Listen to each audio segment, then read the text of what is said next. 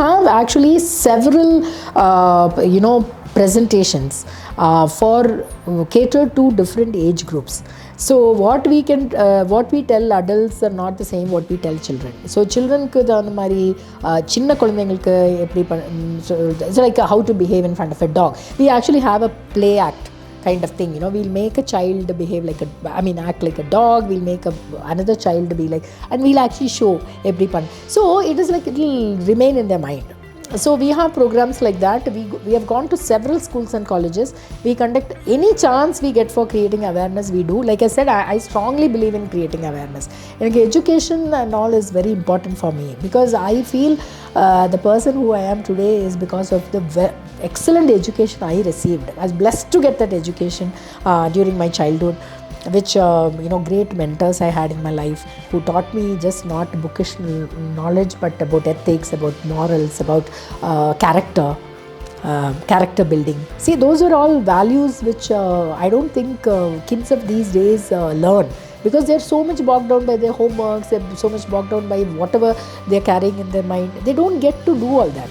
So that is very important for them, to make them think. Or animal na adoda, you have to put yourself in that animal.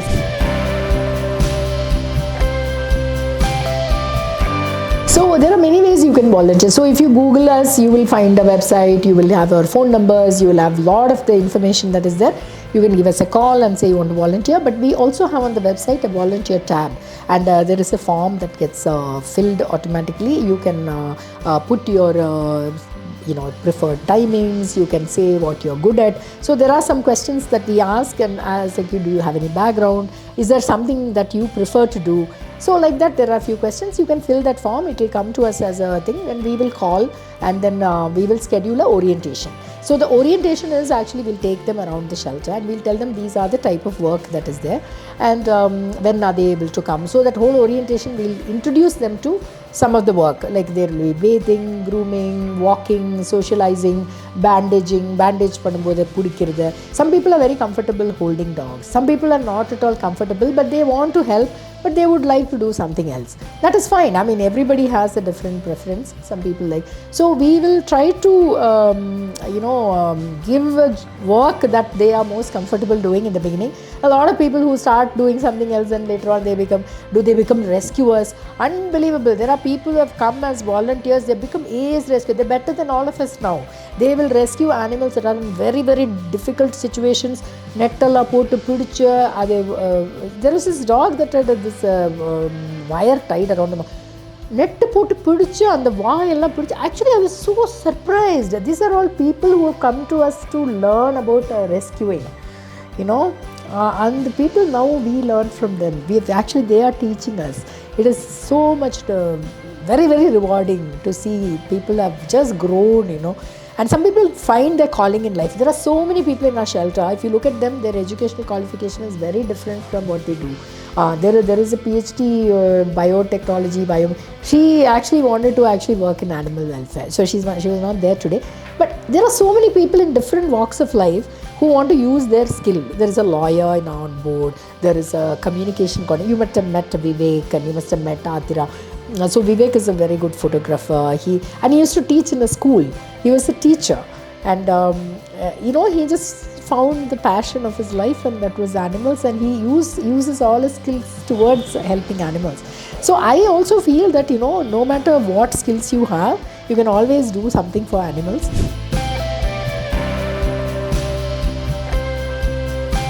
See, in a month, so I will talk about months because it's easier to talk like that. See, as I told you, we have more than 30 employees. We pay them salary, right?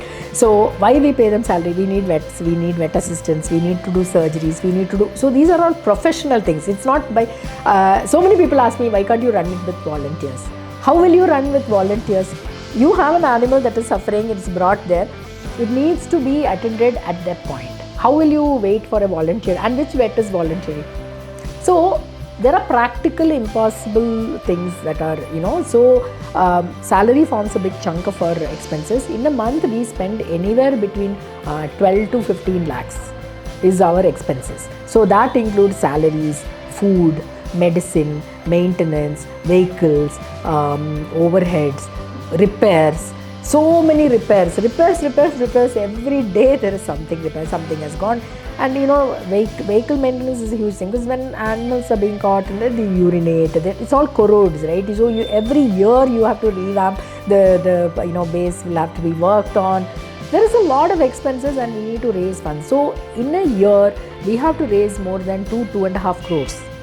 Last year our expenses had crossed 2 million, but that also includes some infrastructure improvement which we did at the sanctuary. We made some kennels, we did some infrastructure. So if you remove that, at least 1.5 crores we will spend for non-infrastructure related expenses. So salaries, medicine on the daily.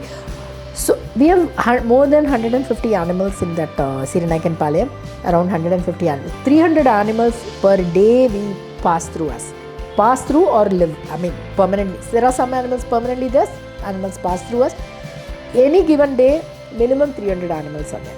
So, adukellame food kudukunu, adukellame adoda vaccination, sterilization, and any animal that comes, we'll sterilize, vaccinate, we'll make sure the animal is perfectly healthy before we release. But everything depends on how much money you can raise and how much quality you can bring. See, the quality will directly proportional to the professional expertise you can bring.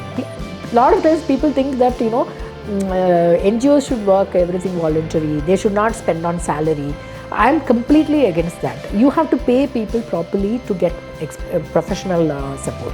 See, if you have an accountant who is very meticulous with keeping accounts, you have to pay them competitive salary. You think they will come and do it free? They have a life to take care of, right? They are not sitting with tons of money on their pockets to be able to come and do it free for you.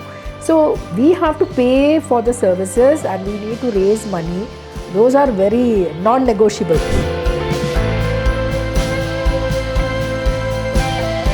The stereotyping and the misleading thing is about rabies. Among Indians, rabies is a very, it's a subject that people don't understand. And because of that, a lot of animals are victimized, a lot of dogs, especially dogs. Dogs are the primary means of transmitting rabies. And so the lack of awareness makes those people, fear the myths about rabies is perhaps one of the biggest challenges when it comes to dog population management in India. And most of the people don't vaccinate. That is also the other thing, lack of awareness. Like a lot of pet animals are not vaccinated. And many people are under the notion that if it's an Indian dog, it doesn't need to be vaccinated. I know people who have a breed dog and an Indian dog. They'll say, my breed dog I vaccinate every year. Indian dogs you don't need. They have a lot of immunity. Yes, they have immunity, but not against the virus. It's not against rabies. How can you have immunity against rabies, right? They have immunity against diseases, fine. But a lot of myths like that, and especially with rabies, I think the rabies awareness is very, very poor in the whole country. The whole of India, it is very poor. And because of which India being a rabies endemic country is kind of set in the minds of people to break break out of that kind of a notion. There needs to be widespread awareness creation, and lot of education needs to happen, especially with human doctors.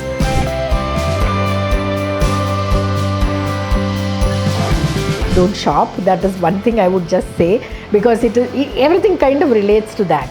So the moment you think that you shouldn't shop, and a lot of other factors come into the thing. So Gen Z can relate to these pets, and I think a lot of other things are too complicated for them to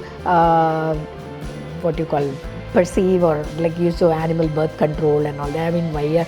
So those are all little complex topics, but adopt, don't shop. And also children, they always like all these Labradors and German Shepherds and all that, and tell them that those are not. There are so many dogs on the street that need a home. So I think that is the message I would like to communicate.